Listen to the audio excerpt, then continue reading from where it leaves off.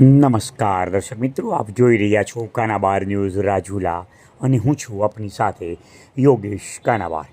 રાજ્યના મુખ્યમંત્રીનું રાજુલામાં આગમન થતાં તેમનું સ્વાગત કરવામાં આવ્યું. રાજુલાની વિવિધ અગ્રણી સંસ્થા તેમજ વેપારીઓ દ્વારા મોમેન્ટો આપીને સ્વાગત કરવામાં આવ્યું.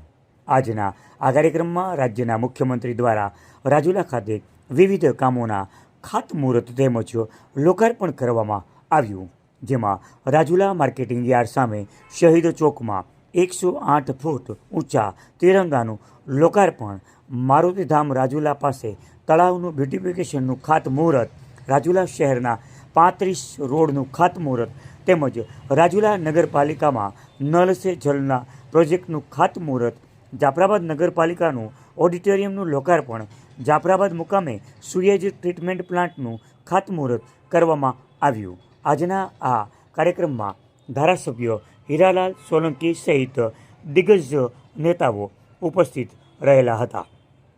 ચાલુ ધારાસભ્ય અને પૂર્વ ધારાસભ્ય બંનેની ઓફિસમાં મુખ્યમંત્રી ગયા. અહીં ખાતમુહૂર્ત અને લોકાર્પણ કરીને મુખ્યમંત્રી ભૂપેન્દ્રભાઈ પટેલ માર્કેટિંગ યાર્ડની સામે આવેલી ધારાસભ્ય હીરાભાઈ સોલંકીના કાર્યાલયે પહોંચ્યા અને ઓફિસની મુલાકાત લીધી હતી. સાથે સાથે પૂર્વ ધારાસભ્ય અમરીશ ડેર, જેઓ તાજેતરમાં જ ભાજપમાં જોડાણા છે, તેમની ઓફિસની મુલાકાત પણ લીધી હતી અને બંને ધારાસભ્યોને શુભેચ્છાઓ આપી હતી. ત્યારે રાજુલા શહેરમાં મુખ્યમંત્રી ભૂપેન્દ્ર પટેલ આવવાના હોય ત્યારે રાજુલા પોલીસ દ્વારા કોપર કંપનીનું આંદોલન ચલાવનાર તેમજ કોંગ્રેસ અને આમ આદમીના પાર્ટીના 9 જેટલા વ્યક્તિઓની અટકાયત રાજુલા પોલીસે કરી હતી, જેના કારણે મુખ્યમંત્રી આવે ત્યારે કોઈ વિરોધ ના કરી શકે. તમામને મુખ્યમંત્રીની કાર્યક્રમ પૂર્ણ થયા બાદ છોડી મૂકવામાં આવ્યા હતા.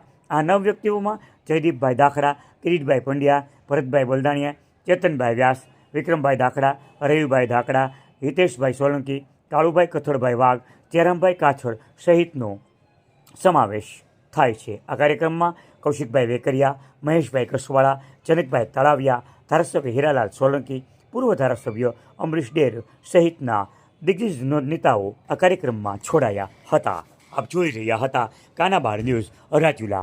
આવા જ અવનવા અપડેટ માટે અમારી ચેનલને લાઇક કરો, શેર કરો અને સબસ્ક્રાઈબ કરો.